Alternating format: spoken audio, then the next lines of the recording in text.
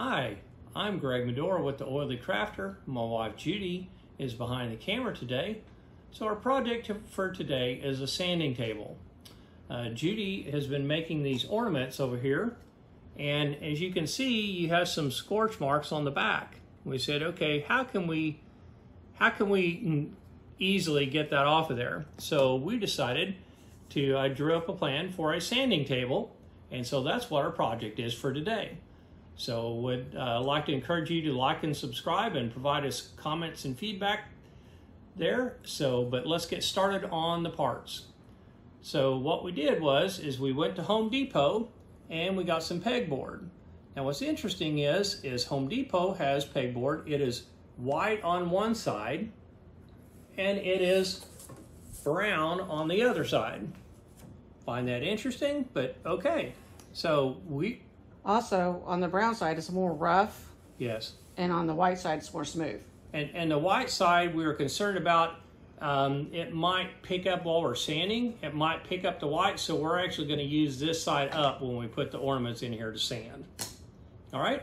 So what we decided to do is we decided a 30-inch by 30-inch piece of pegboard here. Now, pegboard obviously has holes to pull air through while we're sanding, so hopefully collect that in our shop vac. The reason why we picked 30 inches is because a lot of our projects, some of them are 18 by 18, whatever, 12 by 19.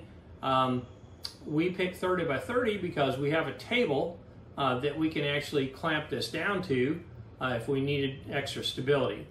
So Home Depot was gracious enough to cut this into a 30 by 30 piece, and we still have the remainder of the 4 by 8 sheet that we can do something with on another project.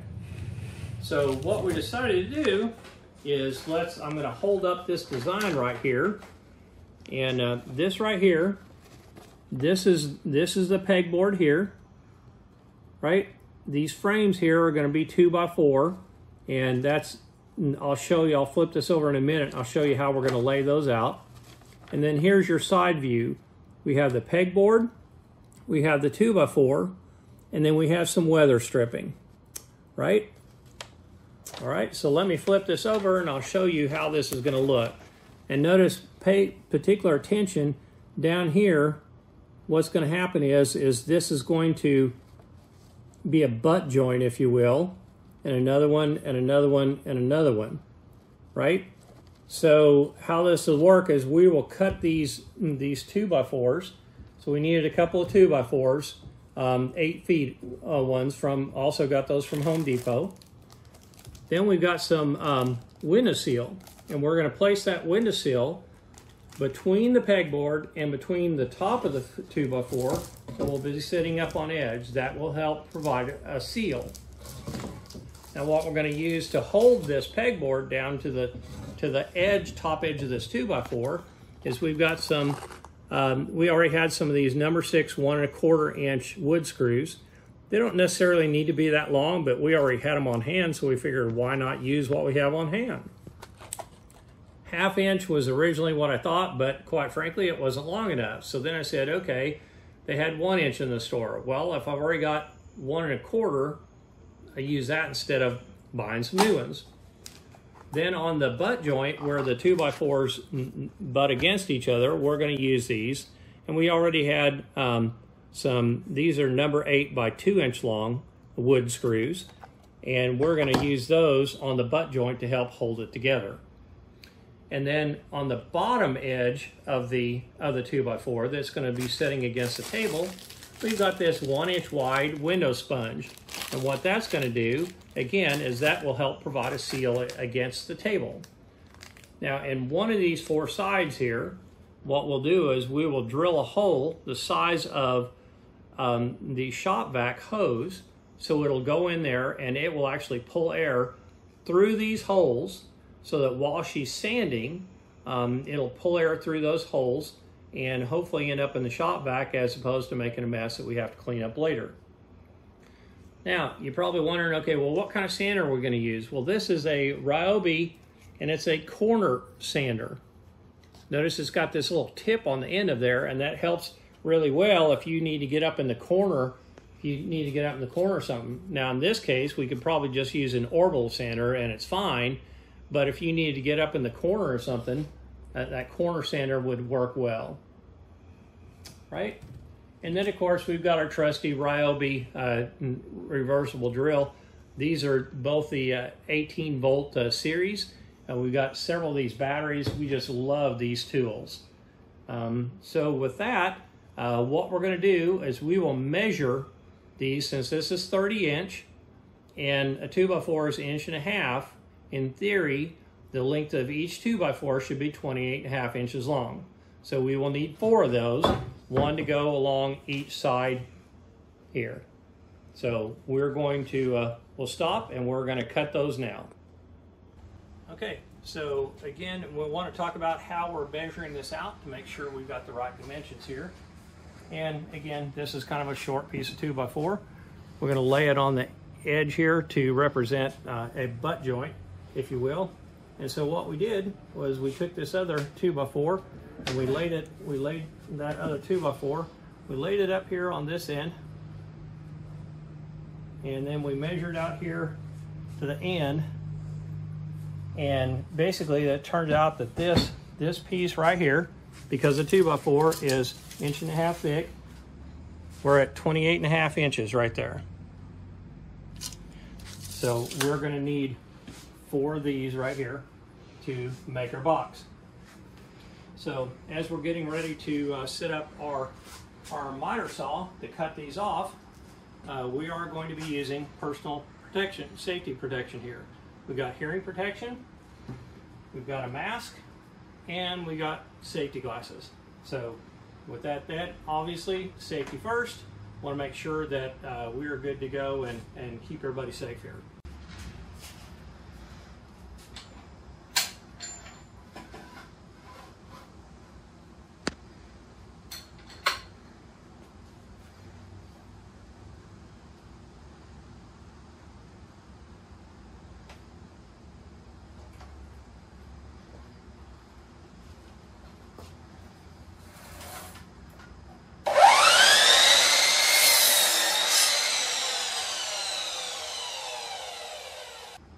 So I'm going to show you a tip here that I love.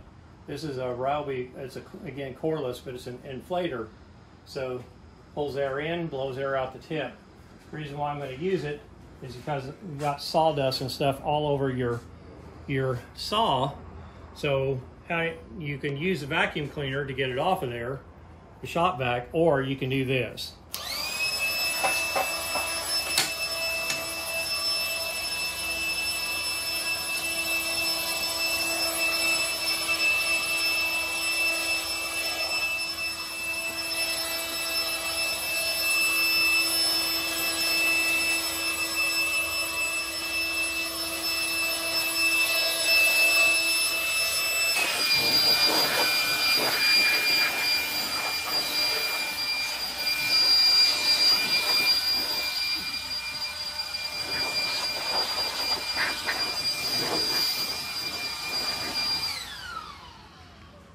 There you go.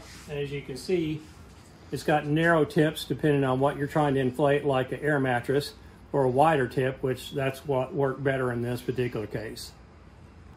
Okay, let's talk a little bit about the saw. So this is a compound miter saw. We picked this one up at Harbor Freight. The stand, obviously, the material, these material rollers, this helps to keep your, whatever material it is you're trying to cut, it helps, you can raise and lower these. That helps you keep your material, support your material if it's larger size than what you're trying to cut. With regard to this particular unit, it does have a lock here, right here, that will let you raise and lower the head. This one also has a laser in it, so you make sure you know exactly where that blade is going to cut. Then, in order for it to be a compound, so that it will slide forward and back, right, on your radial arm saw. Sorry. Basically, that will let you lock it in place. Now, obviously, during operation, it needs to be, it needs to be where it can slide back and forth. So the other thing that it has here is it has a where you can do an angle here up to 45 degree either direction, right? And then it also has one, the compound part of the miter saw, it has another one here where you can do 30 degree cuts. So not just an angle, but a compound angle there. And up to 45 here on the side. Up to 45. So again, of course, 90 degree, that's just your standard that's straight. your standard cut. So, all right. Okay, so we've got our 4 28.5-inch long 2x4s, and basically we're doing a dry fit. And this is what's called a butt joint. I'm not a carpenter, but I think that's what that's called. We're just doing a dry fit to make sure that it fits our 30-inch square piece, and it looks like it's a good fit. So our next step will be to start doing the assembly process. So that's our next step. And one of the things I want to mention on the equipment that we've shown you, as far as the Harbor Freight Chicago Electric saw and the Ryobi stuff, we have no affiliations with them. It's just equipment we like to use.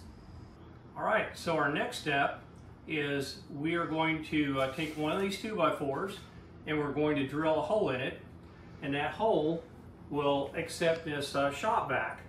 So what we did was we measured across the diameter of the tube of the shop vac, and it's 1 3/4 inches. All right, we got our 1 3/4 inch hole saw here.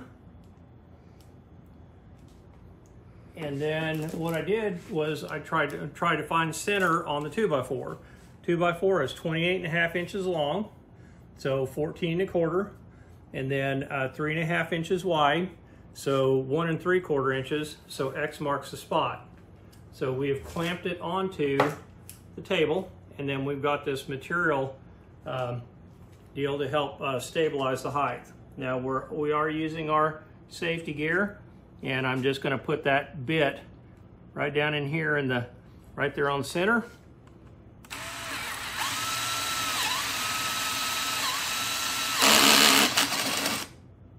And I forgot to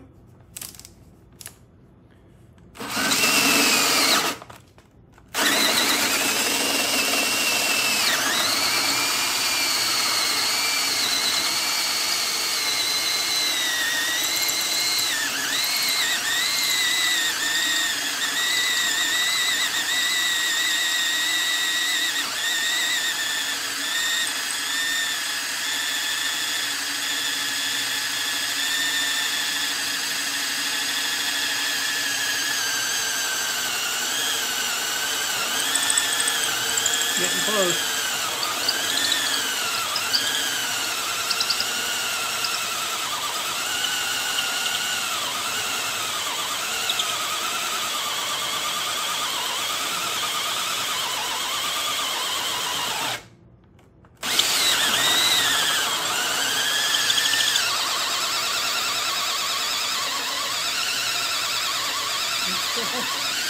Take a little longer than I expected. Yeah, my battery's dead. Ah, all right. All right, so the drawback to using battery-powered equipment is, guess what? The battery will run out. So drill press, that would be handy. Electric drill, that would be handy.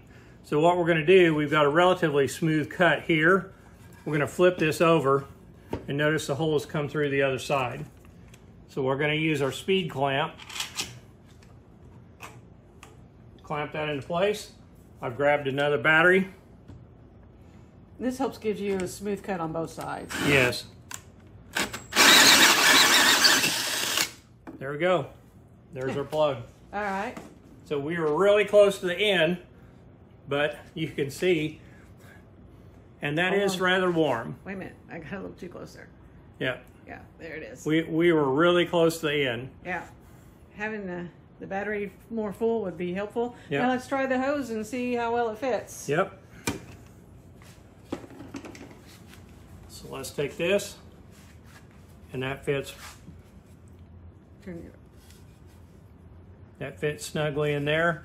It does not go all the way through, but we're not worried about that. But we're not worried about that. All right, so there you go. That's the hole, and that is on the fourth piece. It's going to be right there. I gotta come back out a little bit here. And so one of the things I am going to do is, we've got the sander here. So what I'm going to do is I am going to sand this just to take the roughness out of this.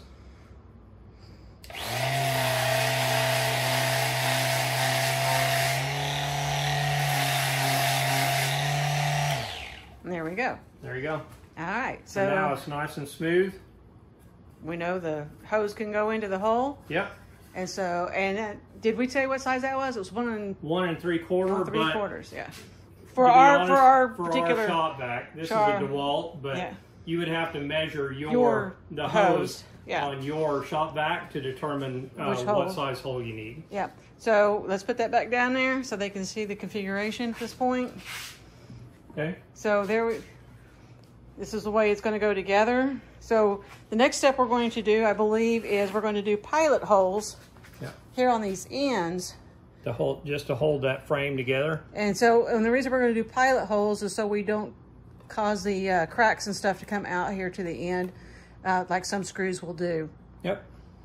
All right, so these are, again, the wood screws that we're going to use to put in the end of this to help stabilize, help hold this together. So as we know, a 2x4 finish is 1.5 inches. So we measured in about 3/4, so we're about the center. So one of the things that we're looking for here is we're looking to make sure that this is flush across the top of here. Like there's not a big gap in between there. As you can see, we clamped these down. And then I'm using this drill bit. I'm going to drill a pilot hole through the end of this board here. And this is roughly the center this way. We're going to drill that into that board there.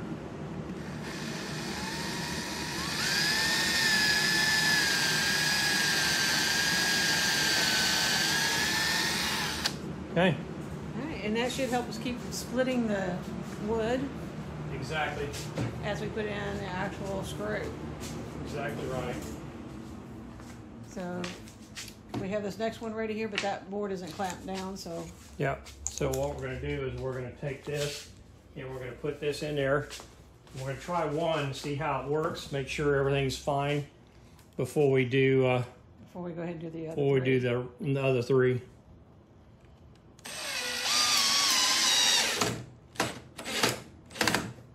There we go. Alrighty. So now we'll go ahead and do the other three and we'll be right back. Yep. Okay, we've got our 2x4s screwed together.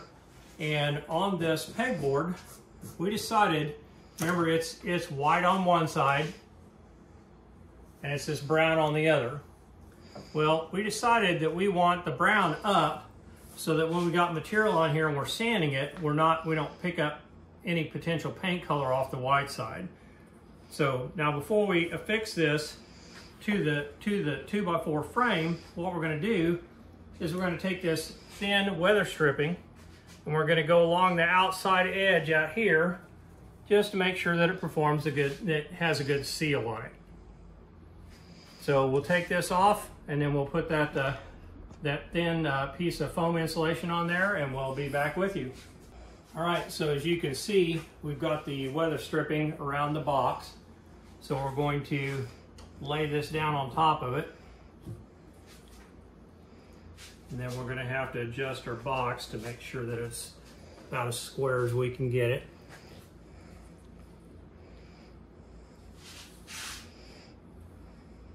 Alrighty. So we're hoping that the weather stripping will give us a little bit more of a seal on these joints here so we can get a good suction with the vacuum cleaner when we get it hooked in the shop vac. All right. So now he's going to go over and get the, what size screws? These are number 6 and these are 1.25 inch screws. So what we're going to do is we're going to come down here, and I haven't figured out for sure how many of these I want to use, but this is just inside the insulation, but it's in the middle of the 2x4. Oops. May have to help this out a little bit. You may have to go in the holes. Yep, it's hardboard, so Yeah. you're going to have to go inside the holes probably, or do a pilot hole. pilot hole. Yep. Okay, we'll be back in a minute.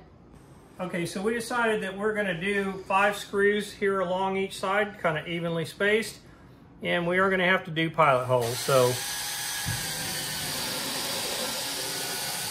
And we did check the head of the screws to make sure whether we could use the holes that are already in the pegboard, and the heads would just go right through the holes. So, of this that's in the pegboard already. uh-oh. Oh, we just broke the bit. Broke the bit. Alrighty, so as you can see, we've got the screws in on 3 of the 4 sides, getting ready to do the 4th side. One of the things I will tell you is when you're trying to put those screws in the hole, is keep an eye out for knots. Because if you hit a knot, that screw, based upon the diameter of these screws, that's what it's supposed to look like, be down in the wood, that it broke that screw off there. Now, let me show you the knot that we hit. It was the one on this side right here. Yeah, it was right there. So we had to move the screw over to the side there. Yep. Alrighty. All right, So now we're on the last side. And on this side, we'll talk about this. Notice this is where we got our hole cut for where our shop vac is going to go. So we're going to have to offset. We'll have to like offset to this side or this side to be able to put that screw in there. Hi, this is Judy. Greg's doing the camera this time. We've got it all assembled, and we clamped it down to the table to make sure it doesn't move while I'm using it. I grabbed my ornaments, and as you can see, it doesn't move. The roughness keeps it kind of in place. It will move some, but it won't move a lot, hopefully. This is our first time trying this, so we got our shop vac over here to the side, hooked up, ready to go. It will get quite noisy, so we'll be putting on our hearing protection when we actually start up the sander. Now, one of the things that we mentioned at the beginning is that we were going to put this on the bottom side to help with the create a seal for the suction, but as we noticed with the weather stripping that we put on the top here, it wasn't sticking to the wood that well, so we're going to give it a try without the weather stripping to see how it goes. So I need to grab the sander and put on my hearing protection, and also need to grab the battery. Battery off the drill. Yep.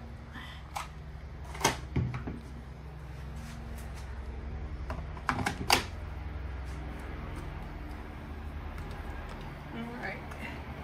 And I'll need to put my hearing protection on as well. Okay. So.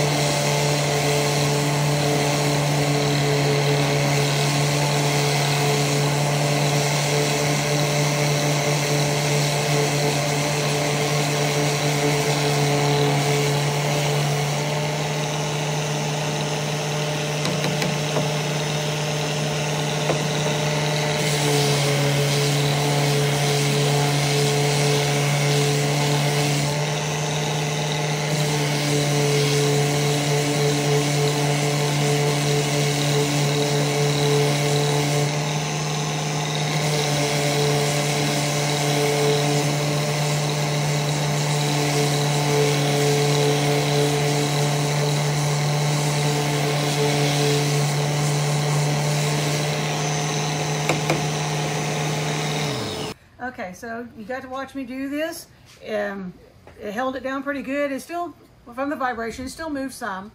As you can see, where we weren't near the holes, it's still kind of bunched up, but when I slid the ornament over earlier during the video towards the holes, it did suck it down in there. Now, we haven't looked underneath to see how it looks on the table, but I really like the way that it held this in place, even with the vibration.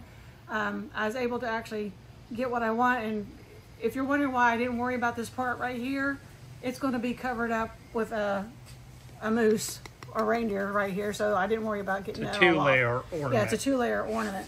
But, so I did that to get it out of the engraved areas. I really like the way it worked as far as this is concerned. So now what we need to do, we need to move this and see how well underneath looks whether it just fell through or whether it actually got pulled that way. Okay, let me. Okay, Greg's going to lift this for us. Oh, looky there, just a little bit from where I was still standing right up there towards the end. You can see where it got pulled right there towards that. So yeah, I think it's going to work okay for my purposes. It's not the best in the world, but we're just learning, and this is going to be a work in progress. Okay, this is Judy, and Greg's behind the camera. At this point, we have completely finished the project.